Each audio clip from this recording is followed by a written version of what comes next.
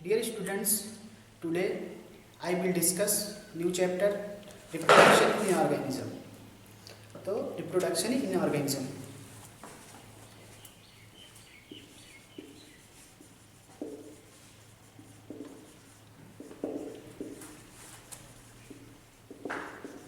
Reproduction in organism. Class 12th chapter 1st reproduction in organism. Today I will discuss reproduction in organism. ठीक,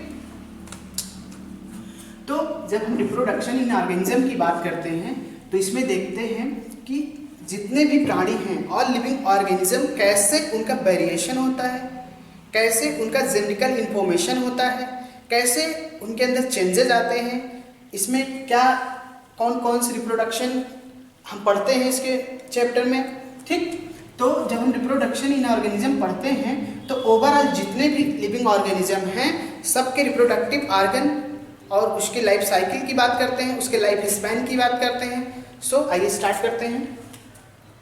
तो reproduction in organism में सबसे पहले हम पढ़ते हैं लाइफ साइकिल के बारे में, लाइफ स्पैन के बारे में। ठीक, लाइफ स्पैन को बोलते हैं हम लोग जीवन अवधि, जिसको बोलते हैं लाइफ स्पैन। मतलब किसी भी लिविंग ऑर्गेनिज्म की जो बर्थ से लेके नेचुरल डेथ तक का जो पीरियड होता है उसी को हम लाइफ स्पैन बोलते हैं। ठीक, तो आइए देखते हैं the period from birth to natural death of an organism represent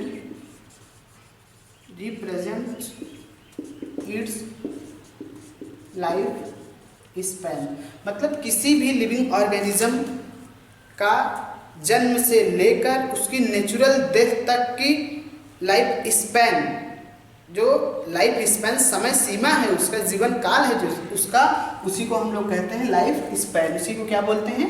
life span बोलते हैं। ठीक है ना, यानी कि the period from birth to natural death of an organism represent its life span. Natural death का मतलब यह है कि उसकी लाइफ स्पैन होनी चाहिए। ऐसा नहीं कोई एक्सीडेंट के केस में किसी की डेथ हो जाए, कोई अपने आप को सुसाइड कर ले, कोई कुछ कर ले, that is not life span, that is not natural death. Natural death का मतलब है कि एक पीरियड होना चाहिए, एक टाइम पीरियड होना चाहिए। ठीक, तो the period from birth to natural death of an organism represent its life span. ठीक, तो लाइफ स्पैन में हम पीरियड से लेके, पीरियड ऑफ बर्थ से लेके नेचुरल डेथ तक की हम बात करते हैं। ठीक है, देन आगे हम बात करते हैं इसमें। डियर स्टूडेंट्स, लाइफ स्पैन में हम साइज को मैटर नहीं करते हैं। इसमें साइज, किसी भी लिविंग ऑर्गेनिज्म को हम साइज, उसकी साइज कोरिलेट नहीं करते हैं। ठीक, life span of organism are not necessarily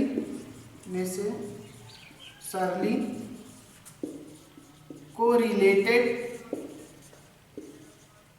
with their size। तो लाइफ स्पैन में साइज मैटर नहीं करता। किसी भी लिविंग ऑर्गेनिज्म की लाइफ स्पैन बहुत लॉन्ग भी हो सकती है, बहुत शॉर्ट भी हो सकती है। ये चीज आपको उसके साइज पे डिपेंड नहीं करता है। Clear?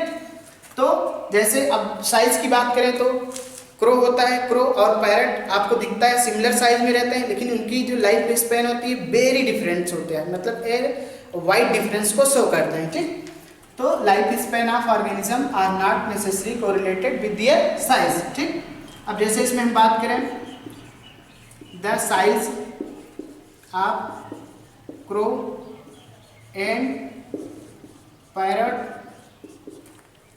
are not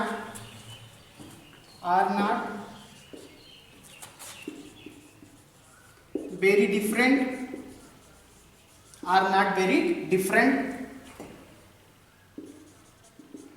with their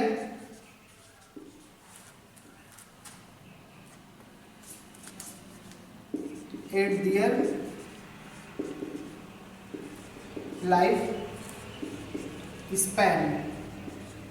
So a wide difference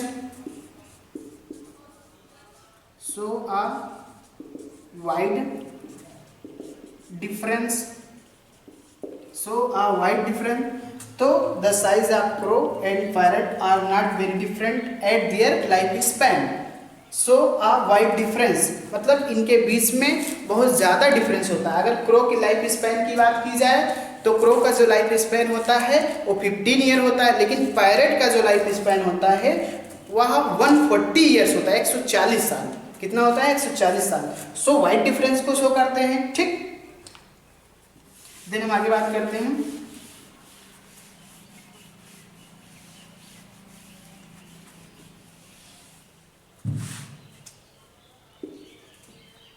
life span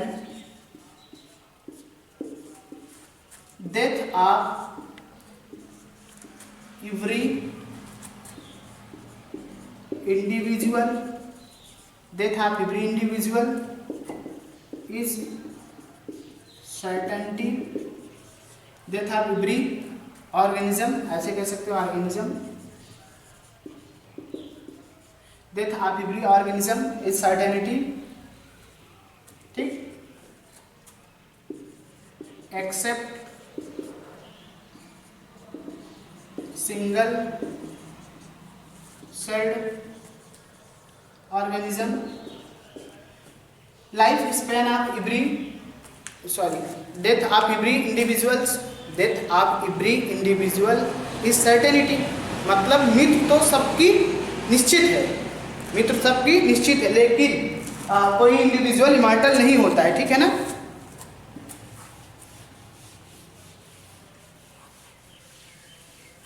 death of every individual organism is certainty, that is no individual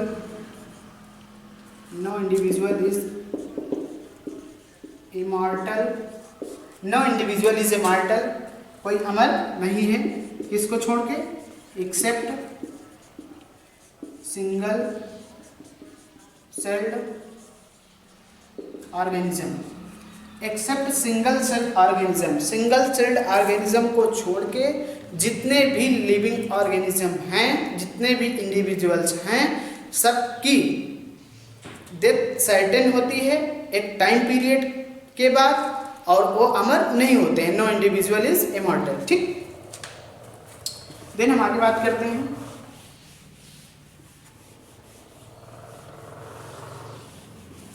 आइए देखते हैं life span of some organism.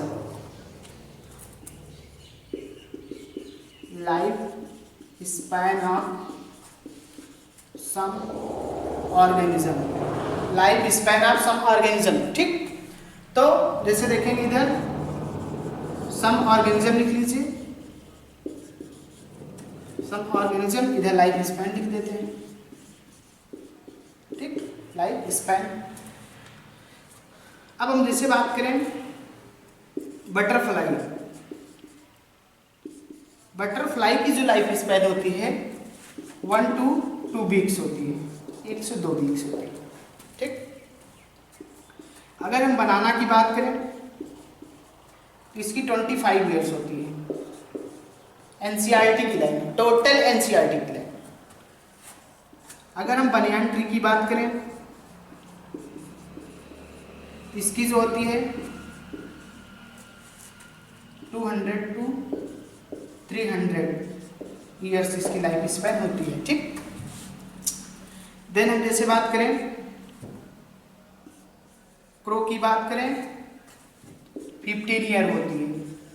Crow की लाइफ स्पैन कितनी होती है? 15 ईयर्स होती है। सो थोड़ा सा आगे हम रफ ऊपर लिखते हैं, इसको रफ करके।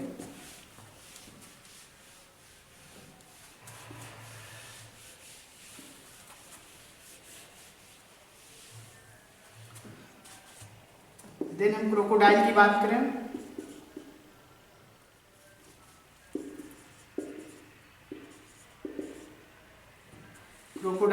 करें इसकी जो लाइफ स्पैन होती है डियर स्टूडेंट्स, इसकी 60 ईयर्स होती है, 60 to 70 ईयर्स होती है ऑन एवरेज। ठीक, फिर उसके बाद हम बात करें जैसे डॉग की बात करते हैं तो इसकी 20 to 25 ईयर्स होती है, ठीक। फिर एलिफेंट की बात करते हैं, जब एलिफेंट की लाइफ स्पैन देखते हैं तो ये होती है 60 to 70 ईयर्स होती है। फ्रूट फ्लाई की बात करते हैं डियर स्टूडेंट्स, तो फ्रूट फ्लाई की जो होती है ये 30 to 30 डेज होती है, 30 to 40 डेज कहा जाता है, माना जाता है ऐसा, ठीक है। तो फ्रूट फ्लाई का 30 डेज होता है। देन हम जैसे बात करते हैं पैरट की, तो पैरट की कितनी होती है, अभी बताया था इसके पहले 140 ईयर्स होती है। अगर हम देखें हॉर्स की देखते हैं तो इसकी होती है कितनी, 60 ईयर्स। कितनी होती है हॉर्स की, 60 ईयर्स होती है। तो क्रोकोडाइल की 60 ईयर्स, डॉग की 20 to 25 ईयर्स, एलिफेंट की life span 60 to 70 years, fruit fly 30 days, important line है, क्वेश्चन में कई बार पूछा गया है। पैरट की लाइफ स्पेन 140 ईयर्स, हॉर्स की जो होता है 40 ईयर्स, हॉर्स की 40 ईयर्स होता है, ठीक। देन हम आगे बात कर लेते हैं, कुछ ऐसे लिविंग ऑर्गेनिज्म हैं उनकी लाइफ स्पेन बात कर लिया जाता है यहीं पे।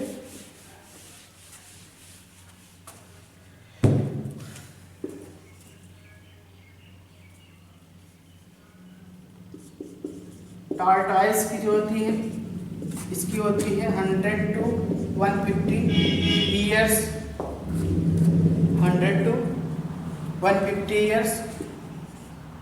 राइस प्लांट की जो होती है, राइस प्लांट की जो लाइफ स्पैन होती है 3 to 4 मंथ होती है, 4 मंथ होती है, ऑन एवरेज 3 to 4 मंथ या 4 मंथ, ठीक है। टॉर्टाइस की 100 to 150 ईयर्स होता है, ठीक है। सो डियर स्टूडेंट्स, ये आपका रहा life span of some organism. Then हम आगे बात करते हैं, इसमें life span of some organism में जैसे आपसे पूछा जाए कि सबसे इम्पोर्टेंट जो इम्पोर्टेंट वाले के ऊपर फिर से रिवाइज कर देते हैं, तो फ्रूट फ्लाई का अगर पूछा जाता है तो आप बताओगे कि फ्रूट फ्लाई का जो होता है, फ्रूट फ्लाई का जो होता है वो 30 to 40 डेज होता है, मतलब 30 और 40 डेज के बीच में होता है, ठीक है, यानी कि 30 डेज आप क्लियर करोगे, ठीक है। अगर आपसे पूछा जाए पैरट का तो 140 ईयर्स बोलोगे, अगर आपका यही बात किया जाए क्रो का तो 15 ईयर्स बोलोगे, ठीक है ना, ठीक। टॉर्टाइस का पूछा जाए तो 100 to 150 ईयर्स। अगर मैन का पूछा जाए हम लोग का कितना होता है, तो हम लोगों का 100 to 120 माना जाता है, ऐसे पहले से चला आ रहा है, लेकिन अब ऐसे बहुत कम ही देखने को मिलता है। बट जो चीज़ लिखा है, ठीक है, अभी भी आज भी ऐसे लोग हैं जो 100 और 120 100 को टच ही कर जाते हैं, मोस्टली बहुत रेयर ही लोग हैं, बचे हैं। बाकी अभी जब नया आता है उसका लाइफ स्पेन जब नोट डाउन हो जाएगा तब उसको क्लियर देखेंगे, ठीक। तो लाइफ स्पेन रहा है सम ऑर्गेनिज्म का। देन हम बात करते हैं, नोट में यहाँ देख लेते हैं स्टूडेंट्स, जैसे अगर आपसे पूछा जाए life span of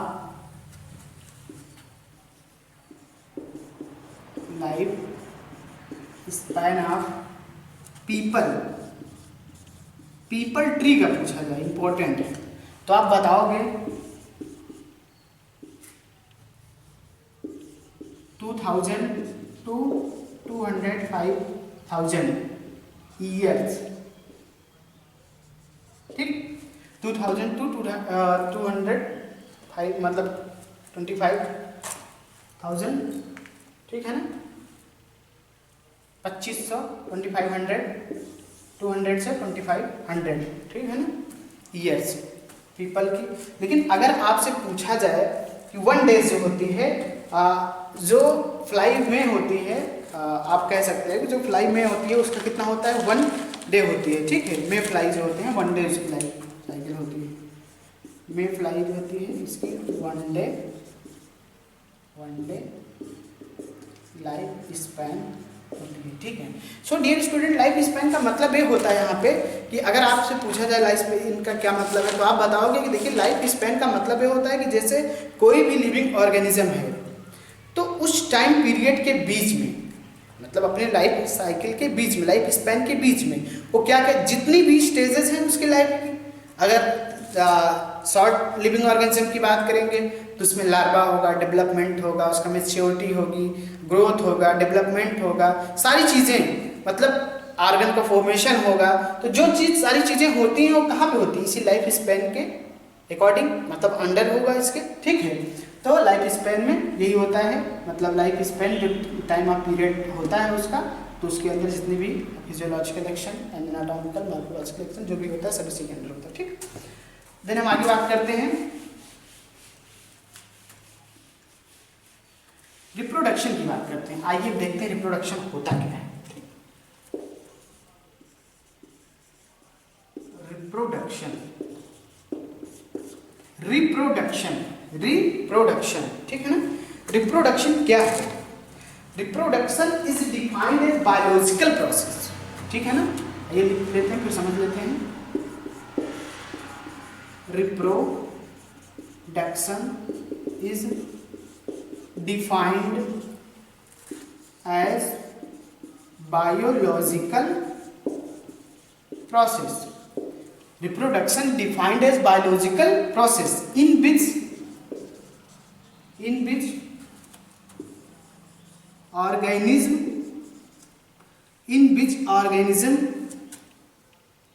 organism give rise to young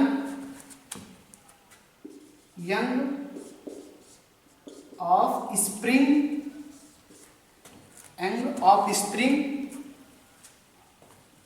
ठीक है ना। तो reproduction is defined as biological process in which an organism give rise to young ones similar to itself, young one similar to itself, मतलब अपने जैसे संतान reproduce करने की, rise give rise to young ones, अपने जैसे संतान उत्पन्न करने की क्षमता को रिप्रोडक्शन कहते हैं। क्या कहते हैं? रिप्रोडक्शन कहते हैं। तो reproduction is a biological process. Reproduction क्या है? Reproduction is a biological process in which an organism give rise to young one offspring similar to itself, अपने जैसे संतान, ऑफ स्प्रिंग मतलब संतान, उत्पन्न करने की क्षमता। यहाँ पे क्षमता वर्ड लगाना जरूरी है, ठीक है, इंपॉर्टेंट है, इसलिए कि विदाउट क्षमता के रिप्रोडक्शन पॉसिबल नहीं होगा। अगर किसी को डिजीज हो रखा है, कोई अनफिट पर्सन है, कोई फिजिकली फिट नहीं है, तो रिप्रोड्यूस नहीं कर पाएगा, ठीक। तो reproduction is a biological process. Reproduction is defined as biological process in which organism give rise to young ones offspring similar to itself, that is called reproduction, ठीक। देन हम आगे बात करते हैं।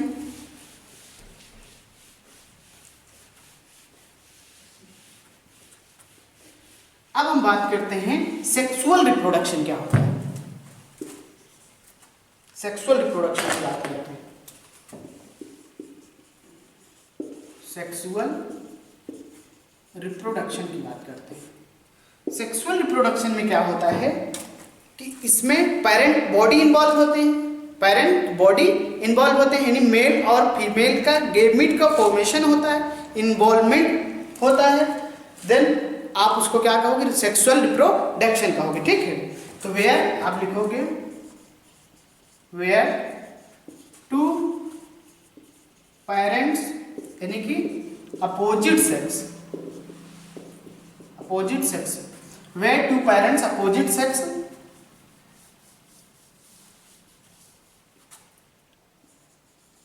are participate reproductive process, participate in reproductive process with involvement of and also involve male and female gamete formation that is called sexual reproduction. That is called sexual reproduction. ठीक. So dear students, आप कहोगे where two parents opposite sex are participate in reproductive process, and also involve formation and also involve male and female gamete formation.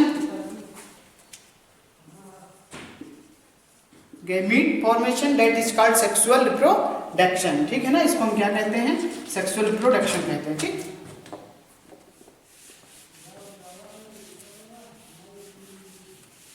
So dear students, एक बार फिर समझ लेते हैं इसको. मान लीजिए मेल है और इधर फीमेल है.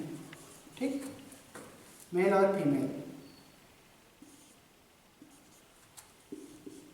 ठीक. मेल में क्या पाया जाता है, primary sex organ testis. Female में क्या पाया जाता है, ओवरी. टेस्टिस से क्या रिलीज होगा, स्पर्म. इससे क्या रिलीज होगा, ओवम यानी कि एग. ठीक. अब क्या होगा, that is young body haploid, that is also young body haploid. ठीक है. अब दोनों का जब फर्टिलाइजेशन होगा, फ्यूजन होगा, क्या बनेगा, जाइगोट बनेगा. Date is 2n. फर्टिलाइजेशन के बाद ठीक है ना, that is 2n zygote body का फॉर्मेशन हो जाएगा. ठीक. तो that is sexual reproduction process. Involvement gamete, male gamete है, that is female gamete. Involvement हुआ गैमीट का, then formation of zygote, zygote का फॉर्मेशन होता है. ठीक. सो अब आगे हम बात करते हैं. आइए देखते हैं असेक्सुअल रिप्रोडक्शन क्या होता है.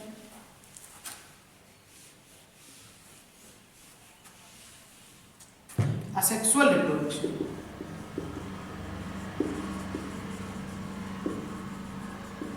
असेक्सुअल रिप्रोडक्शन में क्या होता है, असेक्सुअल, जिसमें सेक्स ऑर्गन मतलब both sex organ are not participate, only one individual. ठीक है ना. तो आप कहोगे when offspring is produced, when offspring is produced by single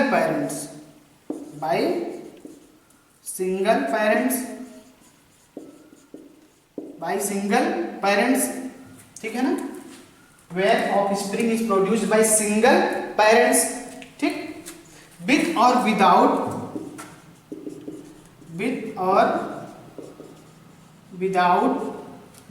without involvement of gamete formation. ठीक है ना. with or without involvement of gamete formation, that is called asexual reproduction. इसको हम क्या कहते हैं, asexual reproduction कहते हैं. ठीक.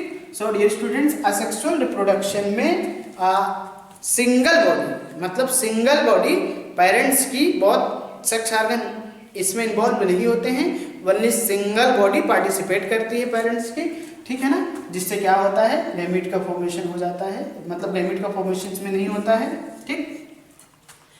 तो when offspring is produced by single parents with और without involvement of gamete formation. ठीक है ना. विथ और without gamete formation, that is called asexual reproduction. ठीक है ना. बिना किसी गैमीट फॉर्मेशन के ही इसमें रिप्रोडक्शन होता है. ठीक. जो असेक्सुअल रिप्रोडक्शन होता है it's common in single celled organism. Asexual reproduction is common in single celled organism. Asexual reproduction is common in single celled organism. Single celled organism में क्या होता है, एक कॉमन होते हैं, ये क्या होते हैं, कॉमन होते हैं। And in plant and animal with relatively, and in plant and animal with relatively simple organisation, in plant and animal with relatively simple organization, ठीक है ना। And in plant and animal with relatively simple organisation होता है, ठीक। So dear students, asexual reproduction क्या होता है, when offspring is produced by single parents with or without involvement of gamete formation, that is called asexual reproduction. Asexual reproduction is common in single celled organism and in plant and animal with relatively simple organization. तो plant और animal में very simple organisation से इनका formation होता है, ठीक, clear. Then हम आगे बात करते हैं।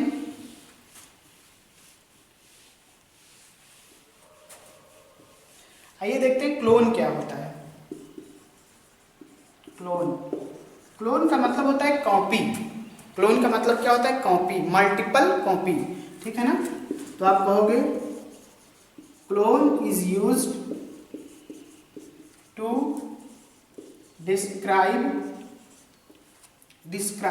Clone is used to describe such morphologically and genetically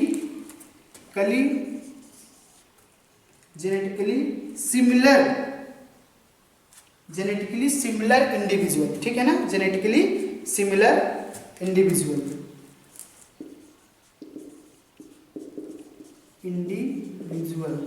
ठीक। सो डियर स्टूडेंट्स, क्लोन का मतलब क्या होता है, कॉपी। क्लोन का मतलब क्या होता है, कॉपी, मल्टीपल कॉपी, ठीक। लेकिन in biological sense clone is used to describe such morphologically and genetically similar individual, ठीक है ना। तो clone is used to describe such morphologically and genetically similar individual, ठीक है ना। इसमें जो क्लोन का मतलब है ये होगा कि मॉर्फोलॉजिकली और जेनेटिकली सिमिलर इंडिविजुअल को शो करेगा, ठीक। देन हम आगे बात करते हैं। तो क्लोन का मतलब होता है मल्टीपल कॉपी। इसमें क्या होता है कि जो ऑर्गेनिज्म होते हैं वो मॉर्फोलॉजिकली और जेनेटिकली सिमिलर होते हैं, सिमिलर को शो करते हैं, सिमिलरिटी को शो करते हैं, ठीक। देन हम आगे बात करते हैं asexual reproduction are. Asexual reproduction are, asexual reproduction कहाँ कहाँ होता है, किसमें होता है, ठीक है। देन हम जैसे बात करें जूस्पोरा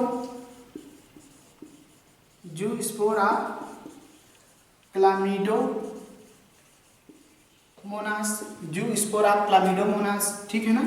क्लामिडोमोनास में किसके प्रोसेस के थ्रू होता है सेक्सुअल रिप्रोडक्शन, जूस्पोर का मतलब क्या होता है, मोटाइल माइक्रोस्कोपिक असेक्सुअल स्ट्रक्चर होते हैं, ठीक है ना। जू मतलब होता है मोटाइल माइक्रोस्कोपिक स्ट्रक्चर होते हैं जो क्लामिडोमोनास में होते हैं, ठीक। देन हम बात करें जैसे कोनिडिया, एक इसमें होता है कोनिडिया पेनिसिलियम, ठीक है ना, उसमें होता है, ठीक, पेनिसिलियम में होता है, जैसे एक्सोजीनस को शो करते हैं, नेस को शो करते हैं, ठीक। देन हम जैसे बात करते हैं आपका बर्ड्स इन हाइड्रा में होते हैं या ईस्ट इसको कहते हैं, ठीक। फिर उसके बाद हम जैसे बात करें gemmule in spongy,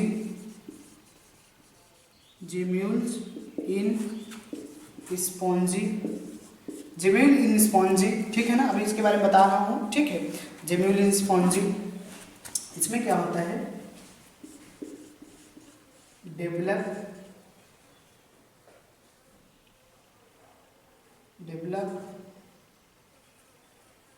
from fresh water to archaeocyte cells, develop from fresh water to archaeocyte cells. ठीक। सो डियर स्टूडेंट्स, जूस्पोर आप क्लामिडोमोनास, ठीक, कोनिडिया आप पेनिसिलियम एक्सोजिनस को शो करते हैं। बर्ड्स इन हाइड्रा ईस्ट में भी पाया जाता है। ठीक। Gemmule in spongy develop from archaeocyte cells, ठीक। अब इन सब का मतलब ये होता है कि हमने बताया जो भी zoospore, conidia, birds,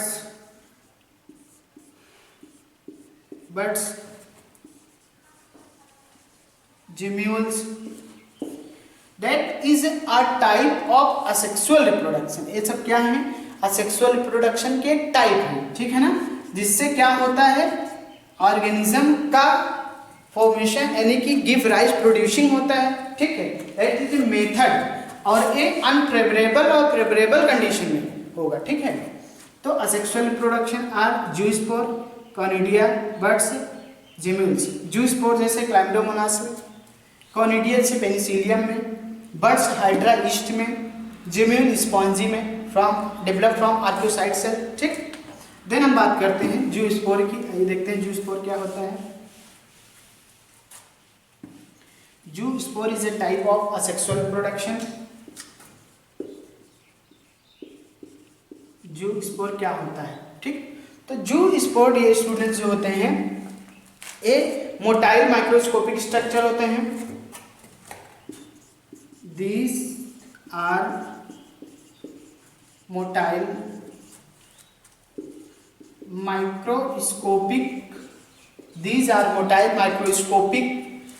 asexual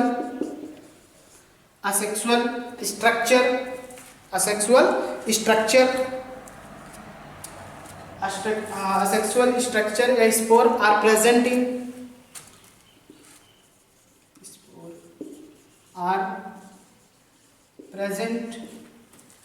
in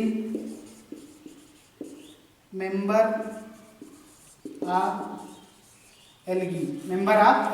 ठीक। So dear student, zoospore these are motile microscopic asexual spore are present in member of algae में मान लिए पाए जाते हैं। ठीक। देन हम आगे बात करते हैं।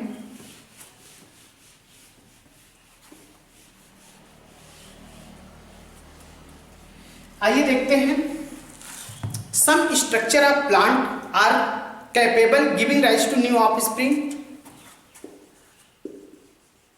Some structure of plant are capable are giving to new offspring,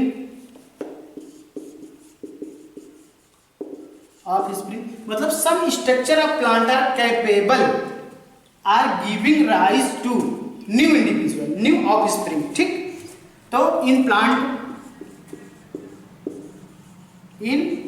plant में the unit of vegetative propagation, in plant the unit of vegetative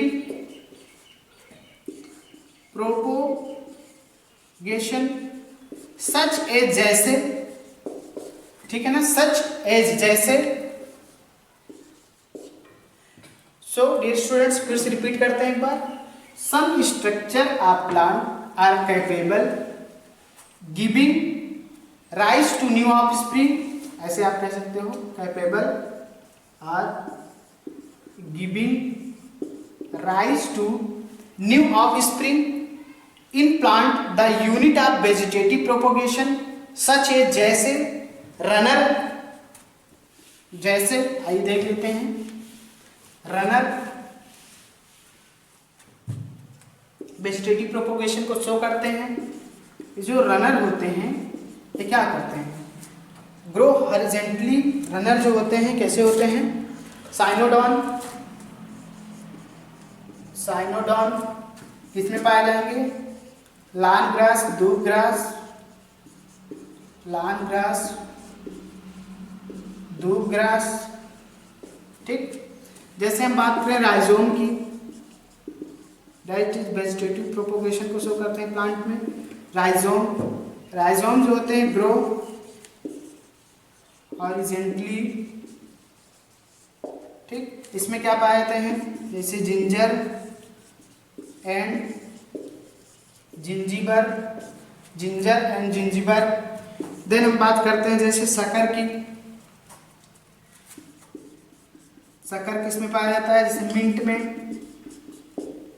pineapple में, mint, banana, pineapple, chrysanthemum, mint, banana, pineapple, chrysanthemum. ठीक है ना। तो dear students, runner, cynodon, lawn grass, दूब grass, ठीक, rhizome, grow horizontally, ginger and zingiber, sucker, mint, banana, pineapple, chrysanthemum को show करते हैं। डेट इज वेजिटेटिव प्रोपोगेशन को शो करते हैं। ये स्ट्रक्चर है, कुछ ऐसे प्लांट के स्पेशल स्ट्रक्चर हैं जो न्यू ऑफस्प्रिंग को प्रोड्यूस करते हैं। ठीक, देन हम आगे बात करते हैं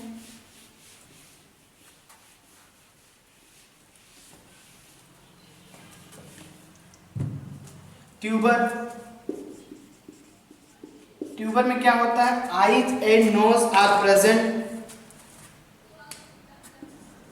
आई and nose are present, eyes and nose are present. That is किसमें, पोटैटो में आपने देखा होगा आईज निकले होते हैं, eyes and nose are present, tuber. ठीक, देन हम जैसे बात करें ऑफसेट,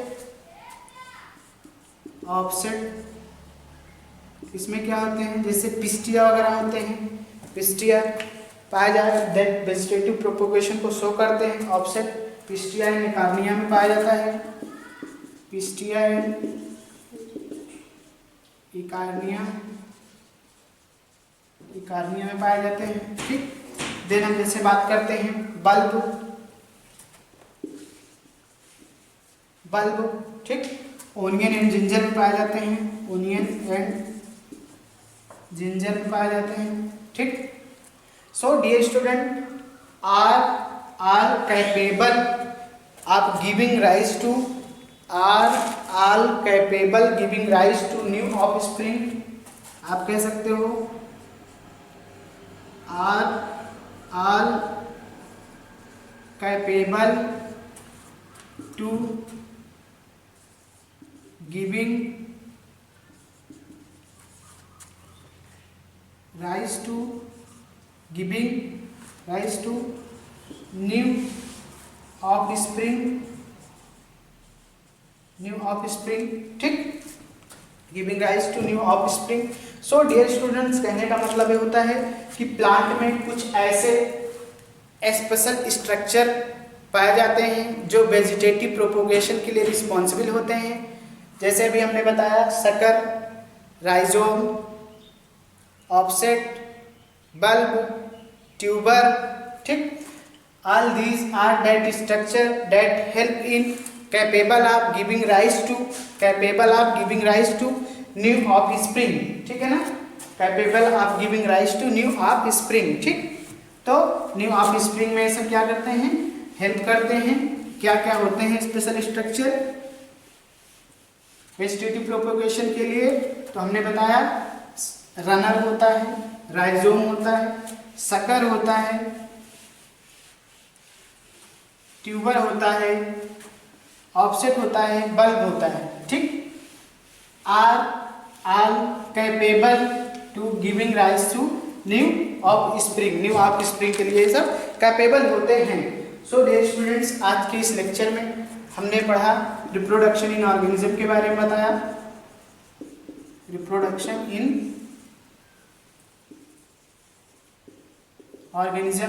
ठीक, रिप्रोडक्शन इन ऑर्गेनिज्म में सबसे पहले हम लोगों ने लाइफ स्पैन की बात किया, देन रिप्रोडक्शन की बात किया, देन सेक्सुअल रिप्रोडक्शन की बात किया, असेक्सुअल रिप्रोडक्शन की बात किया। ठीक, असेक्सुअल रिप्रोडक्शन के टाइप की बात किया। फिर उसके बाद हमने क्या बात किया कि सब structure of plant are capable to giving rise to new offspring. ठीक है ना, जैसे कि हमने देखा sucker, runner, rhizome, offset, bulb, tuber, that's one are all capable to give rise to new offspring. So dear students, आज के इस लेक्चर में यहीं तक, बाकी बातें हम नेक्स्ट क्लास में करेंगे। आप इस वीडियो को प्रॉपर देखते रहिए, रिवाइज करिए, बार बार देखिए। So thanks, good bye, good day.